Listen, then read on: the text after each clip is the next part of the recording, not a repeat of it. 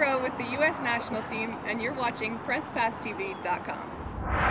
I'm standing here with probably the best coach, if not one of the best, strength and conditioning coaches in the country, Cal Dietz, who he might handle all the Gopher programs. I'm not sure. I know he handles hockey. I know he handles wrestling. I know he handles basketball. I do about 8 of them. I do about 8 teams here. I've been fortunate and have great coaches that I've worked for. So I'm very happy to, I'm honored to be able to work at a place like the University of Minnesota.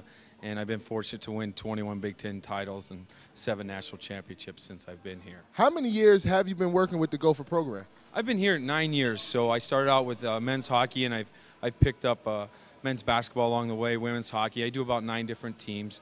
I think I picked up women's hockey about 6 years ago. I've trained a number of Olympians on that team. My wife was an Olympic champion. The year I took over women's hockey and I got married at the same time, I realized I knew more about hockey than women, to be honest with you. So I was, the women's team is great. They're hard workers. They're unbelievable. My men's team, as it speaks for itself, they are some of the best players in the hockey, and they're committed. That's the biggest thing in our program, is that we work hard. These guys are committed. We work out 5 days a week, and they come in here with the mindset that they're going to train, and that's the most important thing. How do you tweak those programs for each and every individual sport?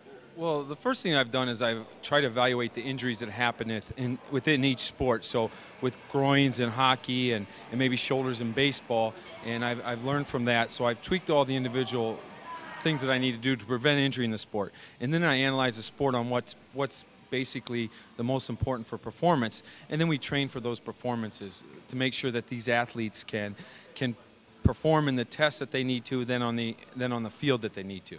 That's the most important thing. What is it about your program or these facilities that make these guys come back year in, year out? These guys are in the NHL or playing in pro leagues, and they've seen other systems, but they always come back here and work back out with you.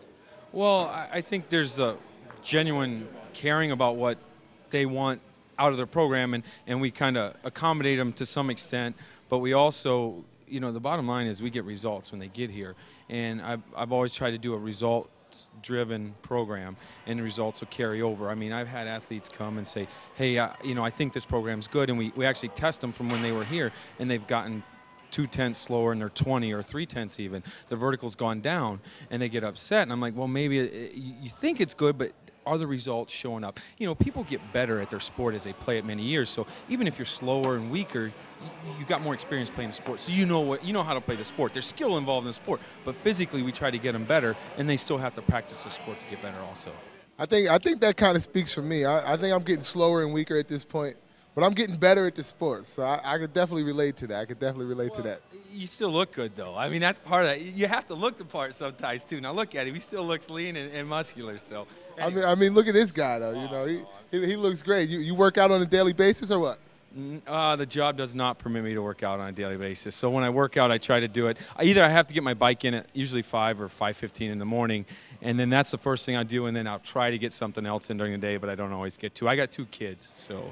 How did you first start to get into this business or into working out, into training guys? Well, it started as a young age when I would go to the gym and older guys would take me under their wings, and I think you're just given a good guidance. I was always given a good foundation and guys that didn't lead me in the wrong direction, basically old power lifters. So then you start training, you ultimately want to you enjoy it, you create a great atmosphere. That's one thing too.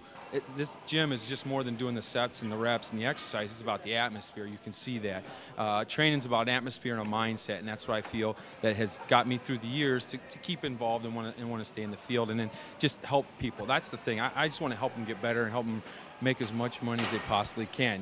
We have guys like Thomas Vanek in here. He doesn't get paid to lift weights.